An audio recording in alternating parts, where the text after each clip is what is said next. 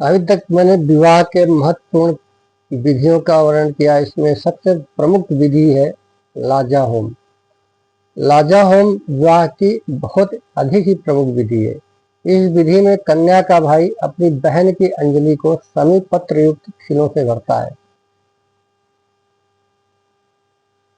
और वह मंत्रोच्चार पूर्वक उन्हें कुंड में डालती है। इस क्रिया में पति उसकी सहायता करता है।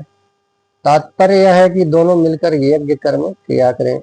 वधू जिन मंत्रों का पाठ करती है उनकी भावनाएं बहुत ही विशेष है।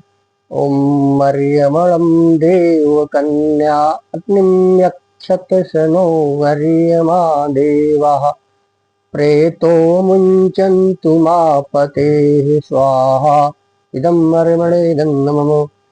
हे न्यायकारी प्रभु, आप मुझे पितृकुल से छुड़ा रहे हैं, परंतु मैं पति कुल में सदा स्थिर रहूं, वहां से कभी विमुक्त न हो। ओम इयं नार्युपब्रूते लाजानावपन्तिका आयुष्मानस्तु मे पतिरेधन्ता ज्ञातयो मम स्वाहा इदं अग्ने इदं नमः। इन लाजाओं का होम करती हुई मेरी यही कामना है कि मेरा पति दीर्घ जीवी हो और मेरे कुटुंब के लोग धन धान्य आदि से समृद्ध हो। हरि ओम।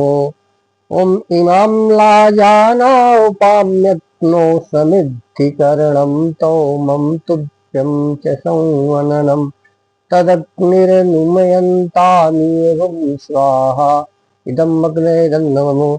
हे परिदेव, मैं आपकी समिद्धि के लिए इन खीलों से होम कर रही हूँ। प्रभु की कृपा से मेरा और आपका परस्पर दृढ़ अनुराग हो।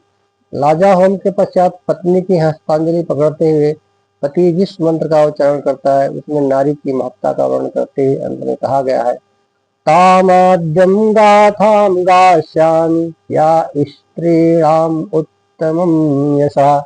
हे देवी, आज से मैं तेरे प्रति स्त्रियों के उत्कर्ष की गाथा का ही गान किया करूंगा। या तो ही विधि। अब तनिक इसके रहस्य पर दृष्टिपात कीजिए।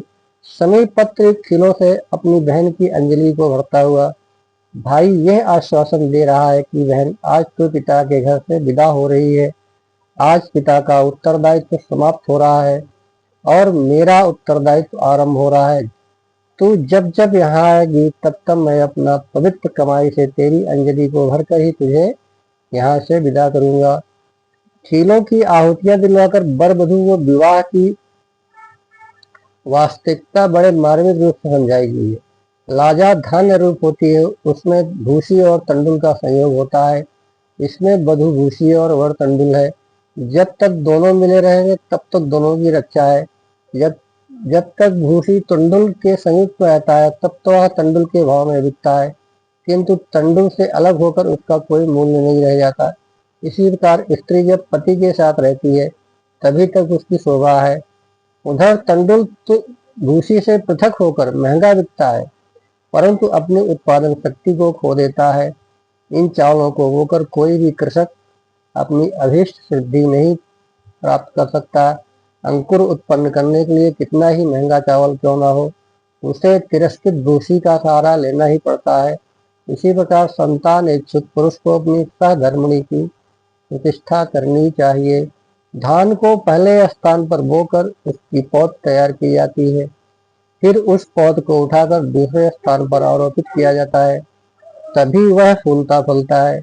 इसी प्रकार कन्या भी पितृकुल में लालित एवं पालित होती है, पतिगृह में जाकर संतति से फूलती फलती है।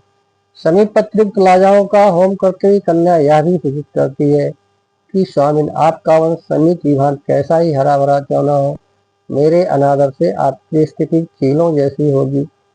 जैसे खीलों का अंकुर नहीं होता, वैसे आप भी संतान रूप अंकुर को प्राप्त नहीं कर सकेंगे। लाजा होम से एक धन यह भी निकल रही है कि जब अकेले तंडुल को अग्नि में डाला जाता है तब वह अग्नि में जलता है और उसकी लाजा बन जाती है। ठीक इसी प्रकार आप भी मुझसे रहित होकर सदा विराग में जलते रहेंगे। लाजा होम करते हुए 4 प्रदक्षिणाएं की जाती हैं। वस्तुतः मुख्य प्रदक्षिणाएं 4 ही है। ये 4 प्रदक्षिणाएं इस बात की द्योतक की कि वर वधु का गृहस्थापन इतना आदर्श हो कि इसकी कीर्ति चारों दिशाओं में व्यापक हो। इन्हें धर्म, अर्थ, काम और मोक्ष चारों पदार्थों की प्राप्ति हो, ये चारों वेदों के ज्ञाता हो तथा चारों वर्णों और चारों आश्रमों के प्रति उनकी निष्ठा हो।